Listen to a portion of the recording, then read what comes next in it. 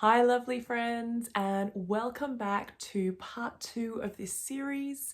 This video is all about what to do when you're having a bad day. It is 4 practical tips to help you get out of your head and just turn your day around and reset it so that you can find a bit more positivity in the day, no matter how terrible you're feeling.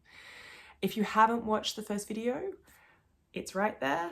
Check it out. It gives you a bit of background about how it's not your fault and about all the mindset stuff. But otherwise, welcome to what to do when you're having a bad day. Take it away. And let's get on to how to deal with bad days and bad thoughts.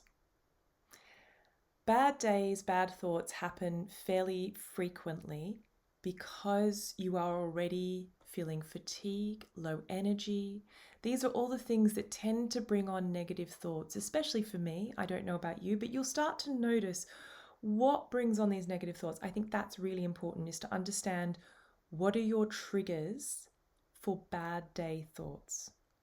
Then, number one, first thing you can do, realize it's a bad day. That's actually the hardest thing to realize, is whatever time it is you start to realize your thoughts are negative, they're circling the drain, they're telling you terrible things, and you just start to feel more and more drained. Stop. Say it out loud to yourself. Talk to yourself, get it out of your head. Notice these thoughts, get them out of your head, write them down, whatever it is, and just go, hold on. Okay, these thoughts are circling my head and this is leading to a really bad day. So stopping the process in its tracks is actually the hardest thing to do, but actually the best thing to do. Once you've stopped the process in its tracks, then number 2, question, why am I thinking like this? Is there an external physical reason for me to be thinking like this? Because you may be hungry, you may have a higher pain threshold than normal, it might be more fatigue than usual, maybe your muscle aches are really bad today, or your headache has just risen categorically and you didn't even realize that it gone from a background throb all the way to the front of your temples and you just can't think through it.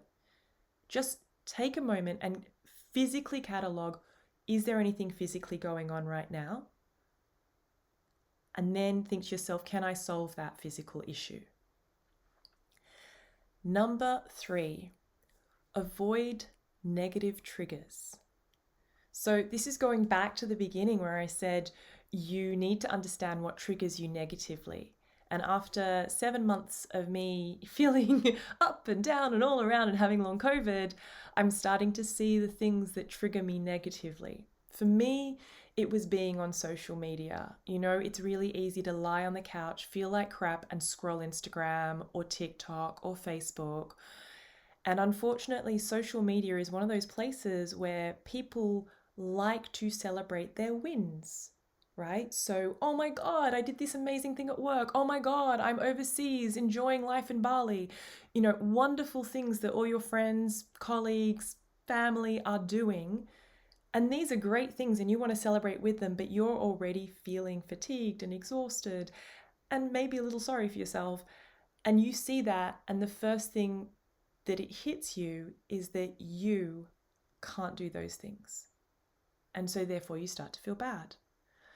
So my advice would be to limit your social media, to limit what you look at, limit what you see, or maybe just try and avoid it entirely, because those things where you see somebody celebrating, their company's done so well, they've won all these awards, like you're really happy for them, but at the same time you're so upset because you're sitting there thinking, well, I can't do anything and I want to do that. I want to be there, but you can't. And it makes you feel like you are standing still while everyone around you is doing lots and lots of wonderful things.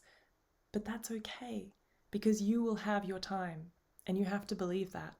So limiting your social media, I think, is huge in this. And that's what I've done. I've really taken a step back from socials. I'm trying to really remove myself and just focus on my health journey and what I need right now. I think other negative triggers could be interactive relationship ones. So it could be, is it your partner or a friend that makes you feel really negative after you see them, or that make you feel uncomfortable, that they don't quite understand what you're going through, and they're asking questions that make you feel a bit awkward and you just feel really down afterwards. Maybe avoid those people for the moment. Not forever, just for the moment. Tell them that you're on the route to recovery and you just can't talk to them right now. Another good thing to practice, which I wish I would practice more, it's something I should do, is to, people will text and they'll check in, and that's really lovely. And but sometimes that can also be a bit overwhelming. And just saying to someone, look, I'm a little overwhelmed, I'll come back to you when I can.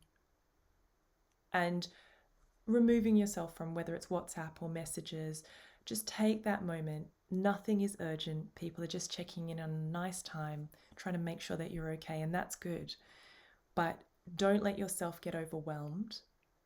Take a step back, leave your phone in the other room, make it run out of battery, all these wonderful things that you can do, and just focus on the little things that make you feel good.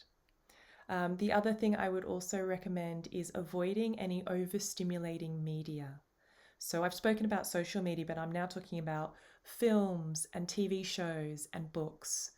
I find that I don't want to watch high energy, fast paced, energy action films, with lots of fighting and that kind of thing. For me, that overwhelms me, that overstimulates me, and it actually has a weirdly emotional impact. So you might find the same thing with your stimulation. Just check, noise levels can sometimes actually affect long COVID sufferers quite significantly. It can lead to a crash. Too much eye movement can lead to a crash. So, scrolling sometimes for me is actually really difficult. And then fast-paced cuts of any media that you're seeing can also be detrimental, and it can also overstimulate you. So just be aware, these are things that could stimulate you. Great. Number 4, find ways to occupy your brain that are healing. For me, creativity is a wonderful, wonderful thing. Unfortunately, I don't have enough energy or focus to make art or make lots of art, make any art. Some days I just can't even put pen to paper. So finding exercises that don't require a lot of focus or creativity is really, really good. Whether it's making dots on a page or whatever it is, I love art and I do miss it. And so what I do is I journal, and I keep like a scrapbook journal and just stick in bits and pieces, put in a sticker, write a few words about how you're feeling. Journaling, I think, is actually a really lovely and wonderful tool for anybody. You don't need to make it beautiful. You can make it as messy as you want. But I definitely think journaling is a really great way to occupy yourself. Sometimes it can be really meditative, and it can really just get those thoughts out of your head onto the page and help you find a bit more perspective. So journaling, being creative, maybe knitting or sewing or whatever it is. I think there's a lot in there, and that's about finding what are the things you can do that don't impact you energetically or physically, don't make you mentally drained, make you feel mentally negative. Can you go for a walk? All of these things that will fulfill you creatively and not drain you. So hopefully here are some ideas that will help you get through bad days, that will help you not gaslight yourself, and that will help you stay positive on this journey towards healing. Thank you so much. And if you like this video, please give it a thumbs up. Please comment below on what things you do that you like, because I'd love some inspiration. And I look forward to seeing you in the next one.